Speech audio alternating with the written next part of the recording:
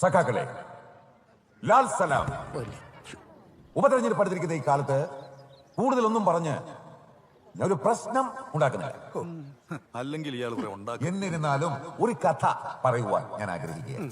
കഥയില്ലേ പറഞ്ഞോട്ടെ.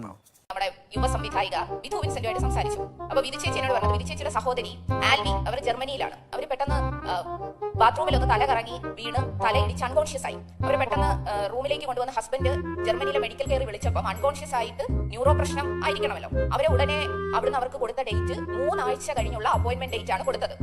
അതാണ് ലോകത്തെ നമ്മൾ വളരെ വികസിത രാജ്യം എന്ന് പറയുന്ന രാജ്യങ്ങളിലെ മെഡിക്കൽ കെയർ എന്നുള്ളത് നമ്മൾ മനസ്സിലാക്കണം. കേരളത്തിലെ പൊതുജനാരോഗ്യം രാഷ്ട്രീയ തിമിരത്തിന്റെ പേരിൽ ഇങ്ങനെ എതിർക്കരുത്.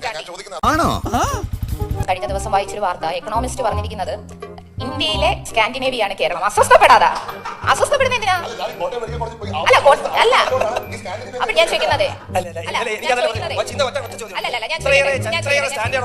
നിങ്ങളുടെ മുഖ്യമന്ത്രി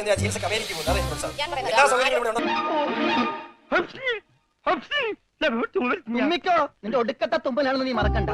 ഞാൻ ഒരു കാര്യം പറഞ്ഞോട്ടെ, അമേരിക്കയിൽ പോലും 5.6 ആണ്, കേരളത്തിൽ 5 ആണ്. ഈ നായിന്റെ മോനെ ഇനി ഞാൻ കൊന്നുകളയും.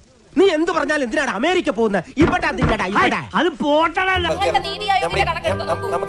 വെറുതെ അങ്ങ് പറയാതെ. ഞാൻ അമേരിക്കയിൽ കേരളത്തിൽ കാരണം നിങ്ങളുടെ മുഖ്യമന്ത്രിയാണ് നമ്മുടെ ആരോഗ്യ മേഖല കൊള്ളില്ലാത്തതുകൊണ്ട് അമേരിക്ക പോയത്. ഒരിക്കലല്ല, ഞാൻ പറയട്ടെ, ഓരോ അസുഖങ്ങൾക്കും വളരെ പ്രധാനപ്പെട്ട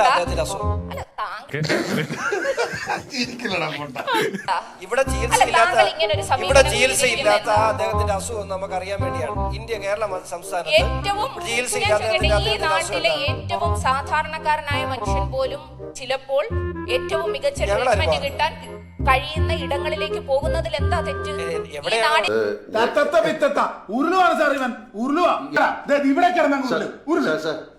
മുഖ്യമന്ത്രി ഏറ്റവും മികച്ച ട്രീറ്റ്മെന്റ് കിട്ടാൻ വേണ്ടി പോകുന്നതിൽ ഒരു തെറ്റില്ല. പക്ഷെ ഒരിക്കലല്ല, ഈ നാട്ടിലെ സാധാരണക്കാരായ മനുഷ്യർക്ക് ഹോസ്പിറ്റൽ ആക്സസിബിലിറ്റി ഉണ്ടോ? ഹോസ്പിറ്റലിൽ അവർക്ക് വേണ്ട സൗകര്യങ്ങൾ ലഭിക്കുന്നുണ്ടോ? ഹോസ്പിറ്റലിന്റെ ഇൻഫ്രാസ്ട്രക്ചർ ഡെവലപ്മെന്റ് കിട്ടിയാ? ഇല്ല, ചോദിച്ചു വാങ്ങിച്ചു പോവാ.